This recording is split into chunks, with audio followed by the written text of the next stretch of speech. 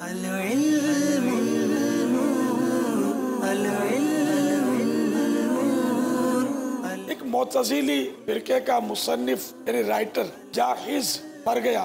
مرنے کے بعد کسی نے خواب میں دیکھ کر پوچھا تمہارے ساتھ کیا معاملہ ہوا؟ کہنے لگا اپنے قلم سے صرف ایسی بات لکھو جسے قیامت میں دیکھ کر خوش ہو سکو۔ اے کتابیں لکھنے والو، اے رائٹرز، اے کالم نگارو، جب بھی کسی مضمون یا تحریر کی ترکیب کرنی ہو اس وقت سب سے پہلے اپنے دل سے سوال کیجئے کہ میں لکھنے تو لگا ہوں، اس پر مجھے آیا ثواب ملے گا یا گناہ؟ کہیں ایسا تو نہیں کہ میں ایسی باتیں لکھ کر دنیا میں چھوڑ جاؤں جو مجھے قبر و آخرت میں پھنسا دیں۔ وہ سوچ سمجھ کر لکھنا بولنا چاہیے کہ خدا نہ کرے زبان یا قلم سے کوئی ایسی بات نکل جائے جو آخرت تباہ کر کے رکھ دے۔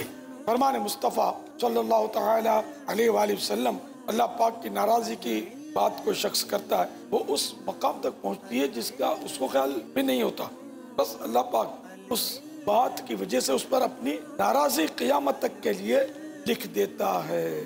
دے تمیز اچھے بھلے کی مجھ کو اے رب غفور، میں وہی لکھوں کرے جو سرخ رو تیرے حضور۔